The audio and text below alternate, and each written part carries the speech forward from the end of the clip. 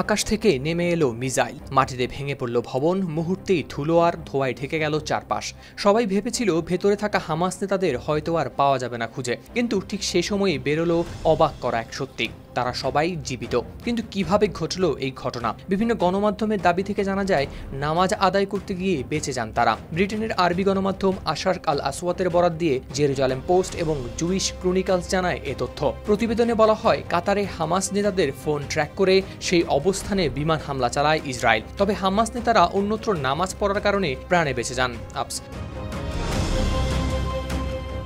Niacinamide ও salicylic সমৃদ্ধ lily face wash, যা ফেসের ডেড স্কিন সেল দূর করে দেয় দ্বিগুণ ফাস্টার ব্রাইটেনিং। মূলত গেল মঙ্গলবার কাতারের এক আবাসিক ভবনে আলোচনায় বসেছিলেন হামাসের শীর্ষ নেতা খলিল আল হায়া সহ ফিলিস্তিনি স্বাধীনতাকামী সংগঠনটির অন্য নেতারা।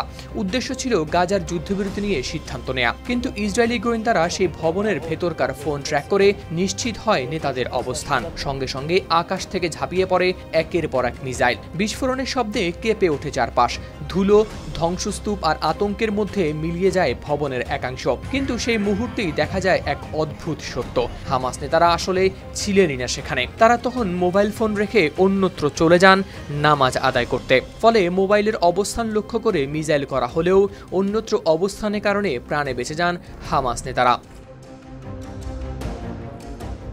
কিন্তু এটিই প্রথম নয়। আন্তর্জাতিক গণমাধ্যম মনে করিয়ে দেয় এর আগেও ইসরায়েল একই কৌশলে ইরানে হামলা চালিয়েছিল। তখন প্রাণ হারিয়েছিলেন হামাসের ঘনিষ্ঠ শীর্ষ ইরানি কর্মকর্তারা। ফলে প্রশ্ন জাগে, এটা কি তাদের ভাগ্য নাকি কৌশলের নিখুঁত প্রয়োগ?